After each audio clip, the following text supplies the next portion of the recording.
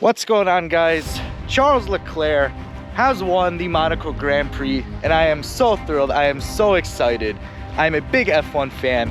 I just wanted to make a video saying how excited I am that my boy Charles has won, not just because it's Charles Leclerc and he won his hometown of Monaco, but because Ferrari has won yet again. Now, if you've been watching Formula One the last like 3 seasons, you know Ferrari has not been having the best of times. They had a couple good races and even recently won one, but overall it's just not been a good time for Ferrari. But man, I think our luck is turning around, ladies and gentlemen. So we won like 2 races ago, I think it was.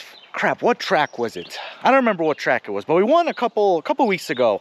Now, Monaco, that is just so awesome. So I want to talk a little bit about Formula One in this video. I want to talk about our boys at Ferrari and kind of my upcoming trip to Montreal to watch the Montreal F1 Grand Prix in a couple weeks. Monaco.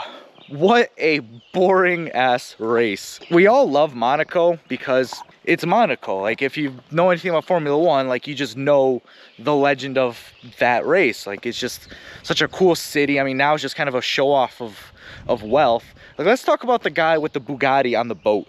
Like, what was it last year? Last year, I think it's the same guy. He had a, what did he have? He had a Ferrari F40. I think it was an F40 parked on top of his yacht. So how do you outdo an F40 on top of your yacht? Well, you put a Bugatti Chiron on top of your yacht. Yeah, it's just become a ridiculous show of wealth at this point. But I mean, it always has, really.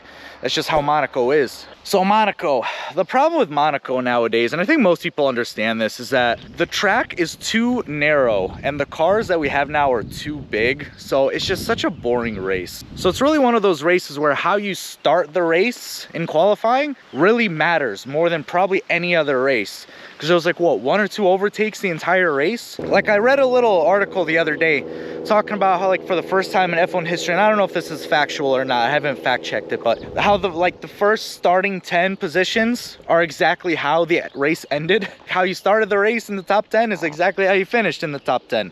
With Charles starting in first place from qualifying, really the only way the race could have ended is with him winning. Man, am I thrilled. Ferrari is just such a legendary team. Like, it is about time for them to kind of come back and just come back into the light. Like, come back as like the dominant force. You know, at least for a couple years. They used to be the force to be reckoned with. And then they just kind of fell off. And then Mercedes took over. And then Red Bull took over.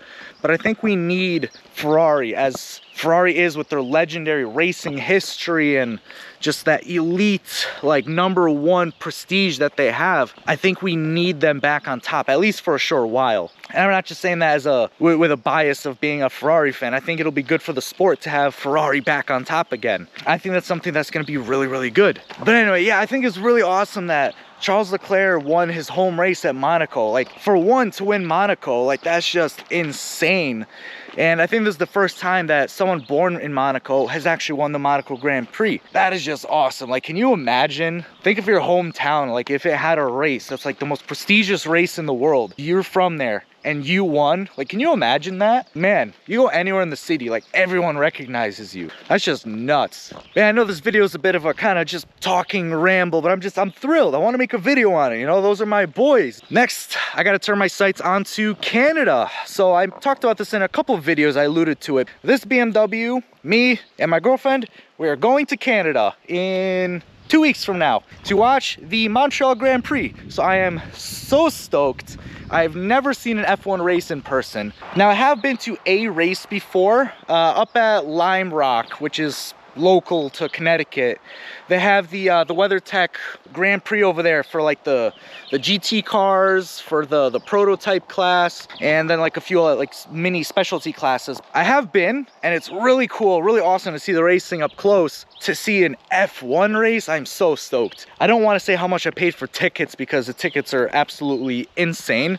It is kind of my fault. I did kind of wait till the last minute to buy tickets. It wasn't even last minute. It was just kind of last minute enough that the ticket prices got like doubled over a weekend, and I'm like, okay, now it's time to buy the tickets. I can't really hold off any longer.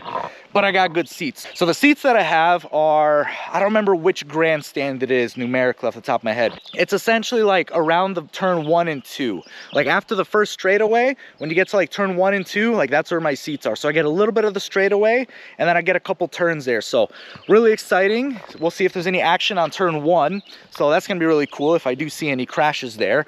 And I hope to God that it is not a Ferrari car that crashes. Yeah, so I'm really excited.